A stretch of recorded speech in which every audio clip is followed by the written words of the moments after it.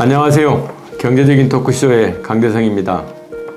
햇살이 비치는 아침, 이불 속에서 들리는 엄마의 요리하면서 내는 도맛 소리, 감미로운 음악 소리, 듣기만 해도 좋은 빗방울 소리, 그리고 장작이 타닥타닥 타는 소리, 이런 소리를 못 듣는다면 여러분은 어떨 것 같습니까?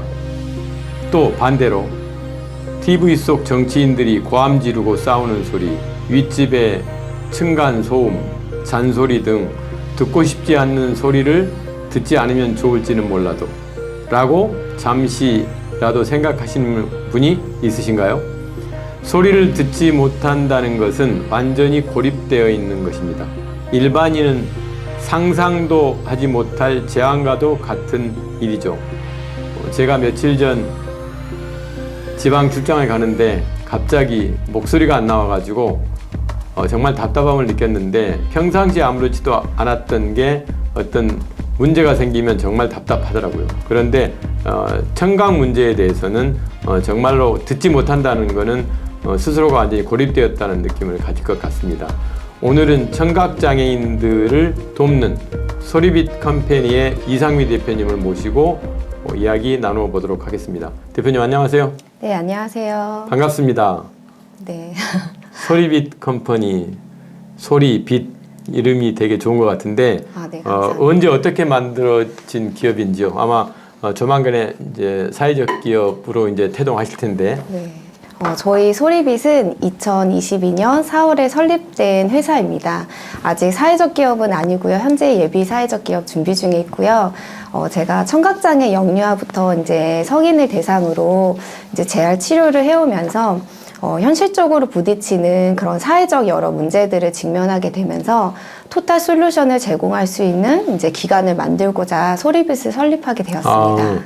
대표님께서는 원래 그 청각장애인들을 위한 교육 쪽에 몸담고 계셨었죠? 네네. 제가 2006년 정도부터 네. 장애 아동이나 뭐 성인 중심으로 언어 재활 치료를 거의 쉬지 않고 잘 달려왔는데요. 네.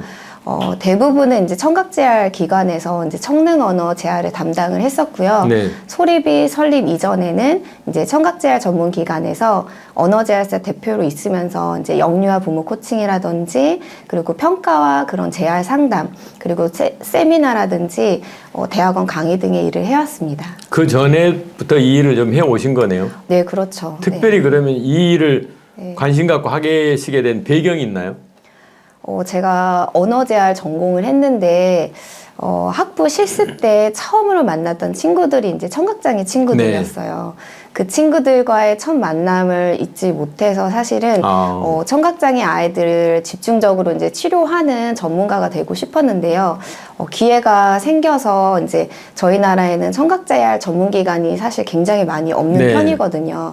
근데 이제 누구의 소개로 이제 일을 본격적으로 하게 되면서 이 친구들과 인연을 맺게 되었습니다. 일반인들은 청각장애인들의 삶을 이해를 못할 것 같아요. 그래서 궁금한 거는 일반인들이 조금이라도 그 청각장애인들의 삶을 이해할 수 있는 어떤 예를 들어준다면 어떤 게 있을까요? 청각장애인의 삶을 이해하는 게 사실 쉽지 않죠. 네. 우리가 하루 동안 얼마나 많은 소리를 듣는다고 생각하세요? 그리고 듣고 있는 그 소리의 수를 일일이 혹시 세어보신 적 있으세요? 아니요. 그쵸. 너무 많아서 셀 수 없을 거예요. 네. 근데 만약에 우리가 사고나 어떤 질병으로 인해서 이 수만 번의 소리들을 완전히 들을 수 없게 된다면 어떨까요? 그리고 내가 정말 좋아하는 그런 영화가 있는데 자막이 없이는 볼 수 없는 상태라면 혹은 입모양을 봐야지만 대화가 가능한데 세상 모든 사람들이 다 마스크를 쓰고 있는 상황이라면 혹은 아주 시끄러운 상황에서 누군가와 대화를 나눠야 하는데 무슨 말인지 전혀 이해할 수 없을 때 어떨까요? 그 삶은 쉽지 않을 것 같습니다. 이 대목에서 잠깐 이제 재밌는 이야기 하나 하면 나이 드신 이제 부모님이 잘 못 듣는 거예요. 네. 그러니까 이제 청각이 이제 고령화로 인해서 안 좋아졌는데 자식들은 이제 그 아버지를 잘 모르는 거죠, 부모님을. 그런데 이제 그걸 본 친구분이 이제 안타까워서 보청기를 하나 해드렸어요. 자식들은 그 보청기를 몰라요. 쓰신지를. 그래서 그 보청기를 쓰고 나서부터 날마다 유언장을 바꿨다는 이야기. 무슨 이야기인지 아시죠? 그래서 이제 네. 오늘 우리가 네. 청각에 대한 이야기를 하다 보니까 그런 네. 말씀을 좀 드리게 되는데 네. 아마 여러 가지 환경 문제 등 여러 가지 사회 문제로 인해서 청각 장애를 갖고 있는 분들 숫자가 늘어날 것 같아요. 그래서 네. 또 노화가 진행될수록 조금 전에 말씀드린 것처럼 이렇게 청각이 떨어지는 이런 문제가 생기는 것 같은데 그렇죠. 지금 현재 대한민국의 청각 장애인 수 어느 정도 되죠? 2021년 보건복지에 따르면 현재 국내 청각장애인 수가 전체 43만 5천여 명으로 43만. 확인이 되고 있어요. 네. 그래서 장애인들 중에서 두 번째로 가장 많습니다. 아, 두 번째예요? 네. 그런데 이제 이 청각 장애가 선천적인 경우가 있을 수가 있고, 네. 그 다음에 어떤 교통사고나 어떤 불의의 사고로 인한 후천적인 청각 장애가 있을 건데, 네네. 두 가지가 좀 다를 것 같은데, 그렇죠. 차이가 어떻게 네. 있는지 좀 궁금하네요. 네, 선천적인 청각장애인과 후천적인 청각장애는 많이 다른데요. 우선은 청각 자체가 여러 감각기관들 중에 가장 먼저 발달하는 네. 기관입니다. 그래서 이제 태내에 대략 12주 정도부터 아이들이 소리를 듣기 시작을 하는데 어떤 이유에서 이제 불완전하게 형성이 되면 사실 아이들은 이 시기부터 이제 소리의 부재가 일어나거든요. 네. 그렇게 되면 어쨌든 소리의 경험이 없거나 들어본 소리들이 제한적이기 때문에 자연스럽게 통합 발달이 이루어지는데 어려움이 발생할 수가 있습니다. 네. 그리고 이제 여러 가지 원인들이 있지만 선천적 난청 중에 50%는 대부분 유전성이고요. 네. 그리고 20에서 25%는 환경적 요인, 그리고 25에서 30%는 원인 불명으로 보고가 되고 있고요. 후천적인 청각장애인은 이독성 약물 복용이라든지 아까 말씀해 주셨듯이 어떤 사고나 네. 그런 노인성 난청, 청신경 종양 등 굉장히 다양한 원인들로 난청이 발생할 확률들을 굉장히 많이 나타나고는 있어요. 근데 후천적인 청각장애인이라도 언어 습득 전과 그리고 언어 습득 이후에 따라서 예후는 굉장히 많이 달라지는데 아무래도 언어 습득 이후에 이제 난청이 발생한 경우에는 재활 치료 속도라든지 이제 예후가 훨씬 더 네. 좋은 부분들이 있습니다. 제가 지금 통계가 맞는지는 모르겠는데 과거에 한번 무슨 자료를 보다 보니까 1000명당 신생아 중에서 약 한두 명 정도가 신생아 청각장애를 가지고 태어난다는 말을 들었는데 신생아 청각장애가 그러니까 이제 부모 입장에서 내 아이가 청각장애가 있어 없어 이걸 좀 궁금할 텐데 어떻게 구분이 가능한 건가요? 우선은 선천성 난청 유별률은 이제 보고자마다 굉장히 다양한데요. 일반적으로는 신생아 1000명당 1명에서 3명 정도 나타나는 걸로 이제 알려져 있고요. 보통 신생아는 이제 신생아 청력 검사를 통해서 난청 진단이 가능합니다. 네네. 그래서 OA나 ABI라는 이 두 검사를 통해서 이제 난청 확인이 가능하고요. 근데 우리나라에서 이제 건강보험도 이제 적용이 돼서 무료 네. 지원을 받을 수 있기 때문에 조기 진단도 가능해졌습니다. 네. 그 대표님 지금까지 이제 청각장애를 가진 아동부터 이제 성인 또 이제 노년에 이르기까지 이런 분들을 위한 다양한 프로그램들을 이제 소리비 컴퍼니에서 진행을 하고 계시잖아요. 네. 어떤 프로그램들인지 네. 시청자들이 되게 궁금하실 것 같아요. 네, 저희는 이제 연령별로 그 듣기 재활 프로그램들이 진행을 하고 있는데요. 우선은 영유아 같은 경우에는 아이들의 듣기 능력을 발달하기 위해서 기초 틀을 세우는 이제 단계예요. 네. 그래서 단순히 소리가 있다 없다 이런 탐지 조건이나 훈련뿐만이 아니라 아이가 능동적으로 소리를 듣고 자기가 들은 소리를 이해하고 자기가 갖고 있는 듣기 능력을 통해서 뭐 언어나 말이나 인지나 의사소통 등 다른 발달 영역들이 자연스럽게 통합 발달이 이루어질 수 있도록 네. 듣기 교육을 진행을 하고 있고요. 무엇보다 영유아는 듣는 즐거움을 배울 수 있도록 해주는 게 굉장히 중요할 수 있습니다. 네, 그리고 학령기 같은 경우에, 학령 전기 같은 경우에는 아무래도 아이 듣기 수준에 따라서 이제 개별 청능 언어 재활 프로그램들이 진행이 되는데요. 학령 정기는 아무래도 의사소통이 극대화되는 시기이기 때문에 네. 또래 친구들과 짝치료라든지 의사소통 향상을 위한 그런 그룹 치료 그리고 네. 학교를 준비하는 나이기 때문에 취학 전에 이제 학교 적응 프로그램 네. 등이 준비되어 있습니다. 아, 그리고 이제 학령 정기는 아이들이 그동안 배웠던 언어적인 능력을 실제 생활에 적절하게 상황에 맞게 사용할 수 있도록 도와줘야 하고요. 네. 그리고 아이들이 이런 상위 인지적인 사고 발달이라든지 청각 정보 처리가 더 확장이 될 수 있도록 듣기 교육이 진행되고 있습니다. 학령기는 이제 능숙하게 아이들이 화용 기술을 사용할 수 있고 또 이제 학습을 하는 시기이기 때문에 아이들이 이제 전략적으로 학습을 통한 듣기가 이루어질 수 있도록 이제 교육을 진행을 하고 네. 있고요. 청소년기나 이제 성인분들 같은 경우에는 지속적으로 치료를 받았던 친구들은 듣기가 잘 유지되고 있는지 네. 이제 모니터링을 해주고 잘 유지될 수 있도록 이제 그런 교육들이 진행이 되고 네. 보통 청소년기랑 성인분들 같은 경우에는 자의반, 타의반으로 이제 수술하고 오시는 분들이 많으시거든요. 그래서 사실은 수술은 하지만 아이들보다는 수술 이후에 적응이 굉장히 오래 걸리고 어려운 부분들이 네. 있어요. 그리고 이제 수술을 하고 났을 때 소리를 다 들을 수 있는 게 아니기 때문에 네. 반드시 지속적인 매핑과 이제 재활 훈련이 꼭 네. 필요하거든요.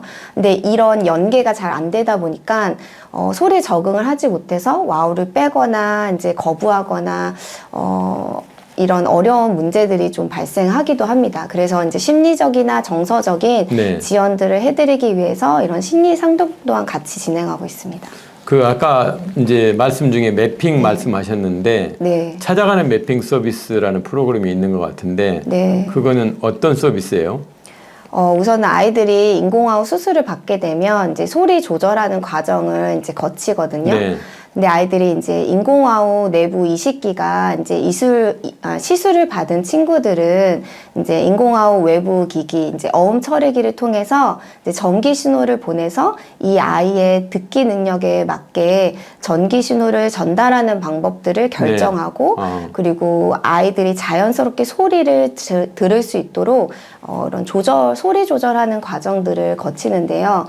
아무래도 이제 소리는 상대적이기 때문에 똑같이 피팅하고 매핑을 하더라도 아이마다 이제 소리의 반응들은 다 네. 다를 수가 있어요. 그래서 내 아이의 가장 최적의 매핑이 되게 하려면 전문가들과의 협력이 굉장히 중요하고 아이들에 대한 소리 반응에 대한 정보를 잘 공유할 수 있어야 되거든요. 근데 보통 영유 아이들은 협소한 공간이나 낯선 공간에서 자지러지게 울거나 소리의 반응을 잘 했던 애들도 반응을 못 해주는 경우가 네. 있어요. 그래서 제가 지속적으로 아이를 모니터했던 선생님이 그 매핑에 직접 참여해서 아이의 소리의 반응을 이끌어주기도 하고 이 아이가 조금 더 잘 들을 수 있는 방향들을 청능사 선생님과 함께 정보를 공유하면서 최적의 매핑이 될 수 있도록 이끌어주는 프로그램입니다.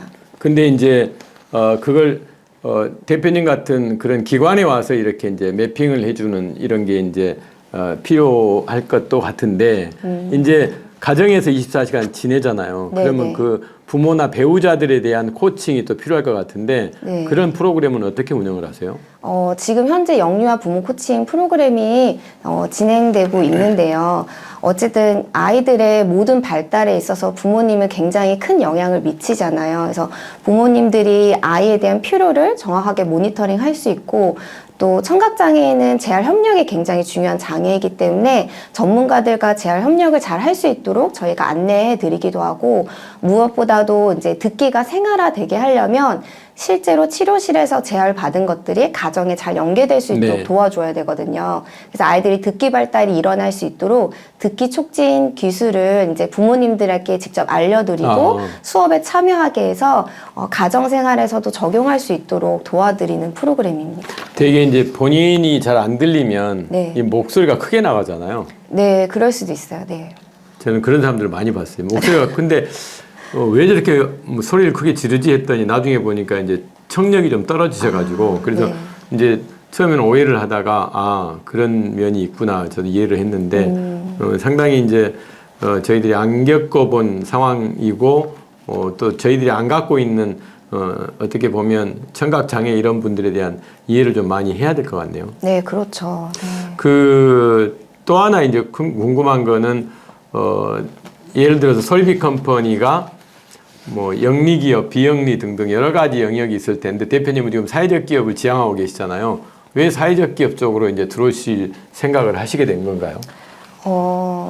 우선은 이제 청각장애인은 조기 재활과 최선적인 재활이 이루어지면 사실 정상 언어 발달은 물론 이제 일반인들과 다를 바 없이 사회통합이 충분히 가능합니다. 네. 근데 이제 재활 시기가 늦어지거나 아니면 체계적인 듣기 교육을 받지 못해서 아이들이 균형적인 통합 발달이 이루어지지 못하는 경우도 있고요. 말을 배우고 또 정상 언어 발달에 이르렀지만 통합 교육 상황에서 여전히 또래들과 의사소통에 어려움을 겪거나 뭐 학업 실패라든지 학교 부적응으로 아이들이 중고등학교 때 이제 학업을 중도에 포기하는 사례들이 많이 있거든요. 근데 이런 사회적 문제들을 제가 이제 직면하게 되면서 사실은 일반 재활 기관은 아무래도 영리 기관이기 때문에 이런 최선적인 토탈 솔루션을 제공하는데 아무래도 제한점이 있고 한계점이 있을 수밖에 없습니다. 근데 사회적 기업 같은 경우에는 경제적 가치라든지 사회적 가치를 같이 높여서 우리 아이들에게 더 많은 기회들을 제공할 수 있는 문을 열어줄 수 있다고 생각을 했고요. 그리고 청각장애 일자리 창출이라든지 여러 가지 사회통합이 될 수 있는 그런 시스템 기회들을 제공할 수 있을 거라고 생각을 해서 이제 준비하고 있습니다. 네. 대한민국은 이제 선진국에 비해서 무슨 청각장애도 물론이지만 여러 발달장애인 등의 장애를 갖고 계신 분들이 많잖아요. 그런 분들이 살기에는 상당히 안 좋은 곳. 그러니까 아직까지는 선진국에 비해서는 그런 장애를 갖고 계신 분들이 살기에는 너무너무 환경이 아직까지는 업그레이드가 안 돼 있잖아요. 네네. 그래서 아마 대표님께서 소리비 컴퍼니를 지금까지 운영을 하시면서 정말로 정부 당국자들한테 하실 말씀도 있는 것 같아요. 그래서 이 유튜브를 경제적인 토크쇼를 정부 당국자들이 보고 있다는 가정하에 좀 이건 꼭 필요한 지원이다. 이런 거 좀 해주세요 하는 이야기를 좀 해주셨으면 좋을 것 같아서 어떤 애로사항이 있으세요? 우선은 우리나라에는 이제 치료비라든지 그런 의료 혜택이 사실 좋은 혜택들이 많이 있는데요. 근데 그거에 비해서 이제 처음에 부모님이 아이가 난청이라는 것을 진단을 받게 되면 언제 어디서 어떻게 재활로 이루어질지 사실은 잘 모르시는 경우가 굉장히 많이 있어요. 그래서 이제 진단 시기에 비해서 여전히 재활 시기는 늦어지고 있는 상황이고요. 그리고 또 아이들이 이제 체계적인 전문 듣기 교육을 받지 못하기 때문에 통합 발달이 이루어지지 못하는 그런 부분들이 있거든요. 그래서 그런 전문적인 재활 기관들이 많이 양성이 되는 것도 필요하고요. 그리고 제가 가장 많이 느꼈던 거는 이제 많은 사람들이 사실 장애에 대해서 굉장히 무관심할 뿐더러 잘못된 지식이나 그런 부족한 정보로 인해서 잘못된 정보나 부족한 지식으로 인해서 그런 장애에 대한 시선이 아직도 잘 변화되지 않는 거를 굉장히 많이 느끼거든요. 그래서 장애의 그런 인식 개선을 위한 청각장애인의 그런 시선과 청각장애인의 목소리를 담은 그런 공감 콘텐츠들이 더 많이 만들어질 수 있도록 이제 지원해주는 게 필요하다고 생각하고요. 그리고 매년마다 청각장애 아이들이 일반 학교에 통합되는 비율이 증가 추세로 이어지고 있어요. 근데 이 친구들이 어떤 물리적인 공간에서 자리 배치적인 통합이 아니라 진정한 통합이 이루어질 수 있도록 성공적인 통합 교육이 이루어질 수 있도록 그런 준비 과정들을 정부에서 이제 서포트 해줄 수 있는 실제적인 시스템이 필요하다고 생각합니다. 이거 하나 이제 우리가 토크쇼 하다가 제가 갑자기 궁금해서 아이를 낳았어요. 이제 신생아가 태어났어요. 그럼 지금 이야기하는 청각에 대한 이상 유무를 요즘은 조리원에서 산후조리를 하잖아요. 언제 정도 되면 발견할 수 있어요? 이상이 있다 없다? 보통 바로 이제 진단이 가능하고요. 바로? 근데 보통 이제 최대한 이제 1개월 내에 난청 진단, 그러니까 난청에 문제가 있는지 그 유무를 이제 확인을 해야 되고요. 네. 그리고 3개월 이내에 난청에 문제가 있다는 것이 발견이 되면 네. 다시 한번 검사를 통해서 난청을 이제 진단을 받고 확진을 네. 받고 그리고 6개월 이내에 조기 중재를 들어가는 것이 굉장히 중요합니다. 네. 아이들이 지금 말씀하신 대로 태어나서 이렇게 좀 난청인 것 같다. 그러면 제일 먼저 어디로 가야 됩니까? 당연히 바로 이제 전문 이비인후과로 이비인후과. 이제 가야 되고요. 대학병원으로 먼저 가는 것이 먼저 가는 게? 맞을 것 같습니다. 네. 오늘 대표님께 소리비 컴퍼니 이야기하면서 청각장애에 대한 이야기 정말 많이 들었는데요. 대표님이 꿈꾸는 소리비 컴퍼니의 앞으로의 큰 비전 네. 어떤 거예요? 장애는 누구에게나 일어날 수 있는 일이라고 생각을 해요. 또 우리에게 주어진 이 두 귀로 우리는 세상의 모든 소리를 들을 수 있지만 여전히 다른 사람의 마음의 소리를 듣지 못하거나 아니면 소통하지 않고 살아가는 경우가 많이 있습니다. 청각장애인들이 이런 세상의 시선이나 편견에 갇혀있지 않고 이들의 가능성을 마음껏 이제 피어오를 수 있게끔 열매를 맺고 자라나기를 바라고요. 부모뿐만이 아니라 정말 주변 사람들의 따뜻한 지지를 받으면서 아이들이 진짜 삶의 가치를 깨닫고 당당하고 비전 있는 삶을 살아갈 수 있는 세상이 되기를 간절히 바랍니다. 네, 고맙습니다. 아마 사람이 태어나서 제일 먼저 열리는 게 청각인 것 같고요. 사람이 죽으면서 마지막까지 제일 끝까지 열려 있는 게 또 청각인 것 같습니다. 인간의 귀는 우리가 엄마의 뱃속에 있은 지 6주부터 만들어진다고 합니다. 그리고 임신 20주가 되면 성인의 귀만큼 자라고 청각도 발달하게 된다고 합니다. 엄마가 배를 어루만지며 아이에게 목소리를 들려주면 반응하는 것이 이 때문이라고 합니다. 그리고 인간은 40만 가지의 소리를 구별할 수 있다고 합니다. 40만 가지의 소리를 들을 수 없고 구별할 수 없다는 것은 인간으로서의 또 사회로부터 세상으로부터 고립된다는 뜻이 되겠죠. 우리 소리비 컴퍼니의 이상미 대표님 같은 분들이 노력을 해서 또 정부나 지자체의 지원도 함께 합쳐져서 소리를 잃은 많은 분들에게 희망의 빛을 줄 수 있는 그런 세상이 오기를 기도하겠습니다. 오늘 말씀 감사합니다. 마치겠습니다. 감사합니다.